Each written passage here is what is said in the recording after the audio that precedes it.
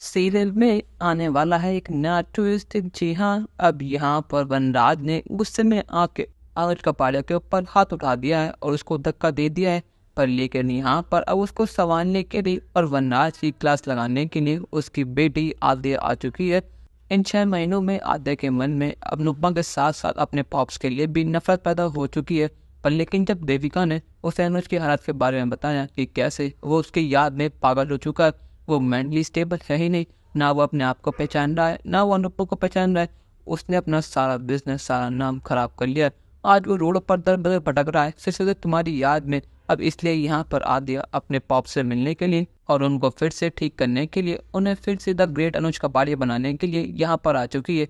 पर लेकिन जैसे ही देविका और आद्या आशा भवन पहुँचते हैं और वो देखते हैं कि वनराज ने अनुज पर हाथ उठा दिया है, तो उन्हें संभालने के लिए आद्या आगे आती है और कहते हैं कि वरनाज अंकल आप ये क्या कर रहे हैं, अपनी हद में रहिए। शायद आप भूल रहे हैं कि ये कौन है, ये आज भी अनुज कपाड़िया हैं और सबसे बड़ी बात ये मेरे पॉप्स हैं। यहाँ पर सब आजे को देखकर बहुत ज़्यादा हैरान है क्योंकि अभी अभी अनुज ने कहा था कि उसकी बेटी अनुपमा की वजह से मर चुकी है। आज उसकी बेटी इस दुनिया में नहीं है सिर्फ और सिर्फ अनुपमा की वजह से। यहाँ पर सब आद्या को इस तरह देख रहे हैं जैसे उन्होंने कोई भूत देख लिया हो, क्योंकि सबको यही लग रहा है कि आद्या अब मर चुकी है। पर लेकिन जब अनुज और अनुपमा अपनी बेटी को देखते हैं तो उनके आंसू रुकते ही नहीं हैं। यहाँ पर अनुज अपनी बेटी को देखकर बहुत ज़्यादा खुश होता है। उसको एक पल के लिए यकीन नहीं होता कि उसकी आद्या वापस आ चुकी है।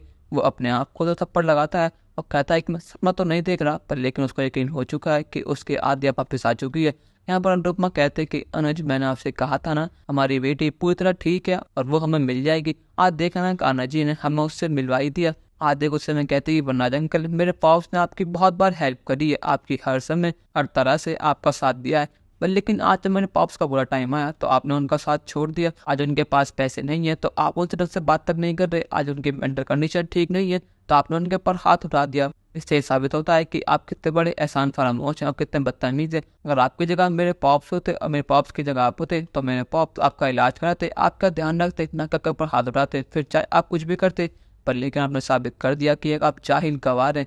पर लेकिन अब मैं आ चुकी हूँ, अगर आपने मेरे पॉप्स को हाथ भी लगाया या कुछ भी कहा तो मुझसे बुरा और कोई नहीं होगा। यहाँ पर वनराज कहता है कि इन 6 महीनों से आद्या तुम कहाँ थी। इन 6 महीनों से अनुज यहाँ वहाँ भटकता रहा पर लेकिन तुम्हें उसकी याद आई नहीं। पर लेकिन अचानक से 6 महीने बाद तुम जिंदा होकर वापस आ गई और अनुज की तारीफ कर रही हो। पर लेकिन ये बदलाव आखिर आया तो आया कैसे? और इन 6 महीनों में क्या तुम्हें अपने पॉप से प्यार नहीं था? अनुज ने तुम्हें एक जिंदगी दी, अनुपमा ने तुम्हें बहुत प्यार करा, तुम्हें अडॉप्ट करा, तुम्हें अपने बच्चे जैसा माना, जबकि तुम उनकी बच्ची हो ही नहीं। पर लेकिन फिर भी तुमने साबित कर दिया कि तुम पराई हो। तुमने आखिर माँ के अपने पॉप्स को और अनुपमा को धोखा ही दिया।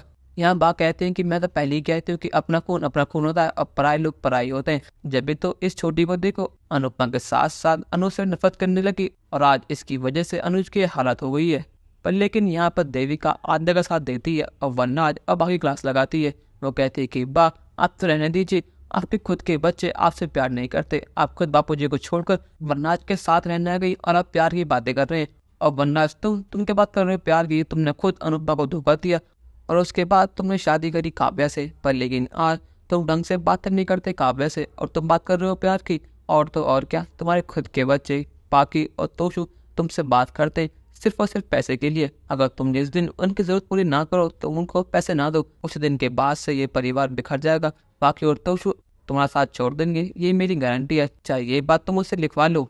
यहाँ पर आद्या सिर्फ और सिर्फ अपने पॉप्स के लिए आई है, ना कि अनुपमा के लिए। उसके मन में आज भी अनुपमा के लिए बहुत नफरत है और वो ढंग से बात भी नहीं करने वाली अनुपमा से।